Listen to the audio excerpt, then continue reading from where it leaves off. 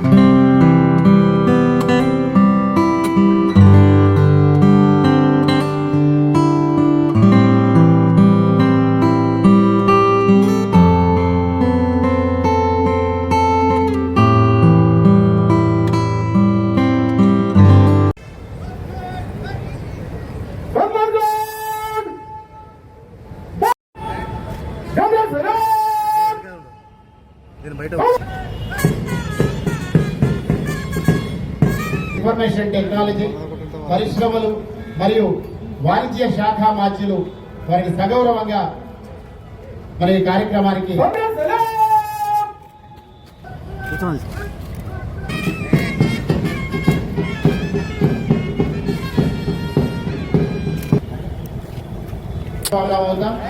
అక్కడ ఎదురుగా కుర్చీలలో ఉన్నటువంటి వాళ్ళందరూ కూడా లేచి ఆవిష్కరణ చేస్తూ ఉన్నారు.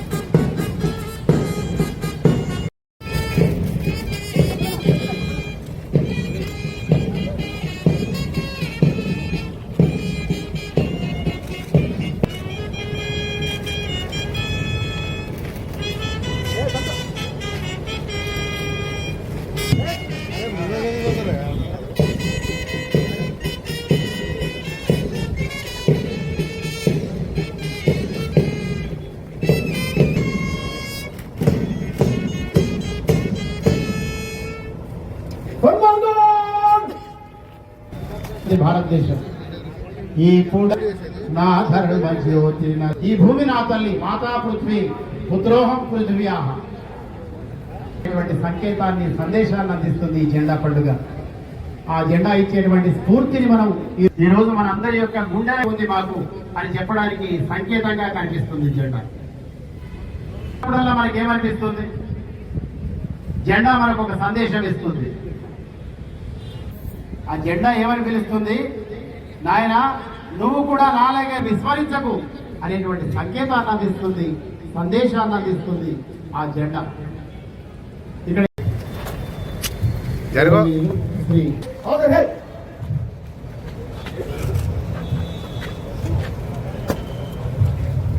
కృష్ణ అరే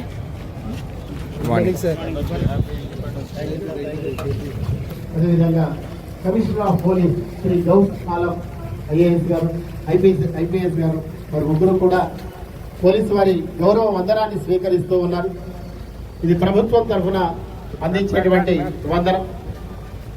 వారే మన దగ్గరికి వచ్చి ఆ వందనాన్ని స్వీకరించడం అనేటువంటి గొప్ప సంస్కారానికి ప్రజల వద్దకు మేము దగ్గర ఉడేళ్లలో నింపుకొని మనం ముందుకు వెళుతూ ఉన్నాం. ఆ 3 రంగుల జెండాలో ఉన్నటువంటి అకుంఠితమైనటువంటి త్యాగానికి, దేశం కోసం నేనేం చేయడైనా చాలా సిద్ధం అని చెప్పేటువంటి త్యాగానికి అమర వీరులకు చిహ్నమైతే, ఈర్ష్య, అసూయ, ద్వేషాలు ఉండొద్దు, అన్ని మనుషులు శాంతియుతంగా ఉండాలి అనేటువంటి సంకేతం. ఏది ఎంతవరకు ఉన్నా ప్రతి మనిషి బ్రతకాలంటే కడుపు నిండా తిండి దొరకాలి. అందుకోసం పాడి పంటలతో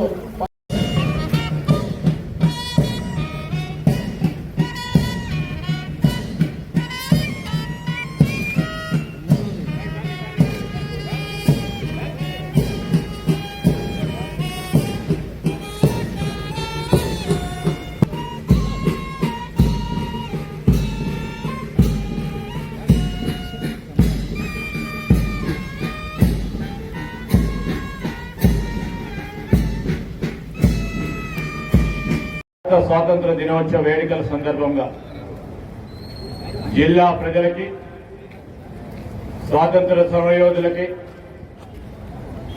ప్రజాప్రతినిధులకి,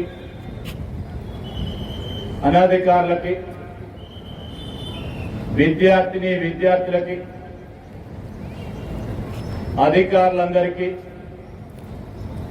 జర్నలిస్టులకి, జిల్లా ప్రజలకి హృదయపూర్వక శుభాకాంక్షలు తెలియజేస్తా ఉన్నాం. నేడు దేశవ్యాప్తంగా ఆనందోత్సాహాలతో 79వ స్వాతంత్ర దినోత్సవ వేడుకలను జరుపుకుంటున్నాం. భారత స్వాతంత్ర సంగ్రామ చరిత్ర ఎంతో విశిష్టమైనది. మన జాతిపిత మహాత్మా గాంధీ, లాలా లజపతి రాయ్ కోసం మా ప్రభుత్వం మొత్తం 46,689 కోట్ల రూపాయలు సమకూర్చింది.